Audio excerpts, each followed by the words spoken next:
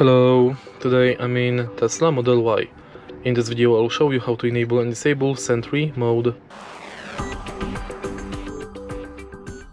Sentry Mode is a special mode thanks to which your car keeps the sensors and cameras on when the car is locked and in park mode. Thanks to this function it can detect dangerous and suspicious activity and record it. In the beginning take a look at the screen display and now go to car. Now simply press Sentry button to enable or disable this function. When the circle is in a red color, it means that Sentry Mode is enabled. And that's basically it.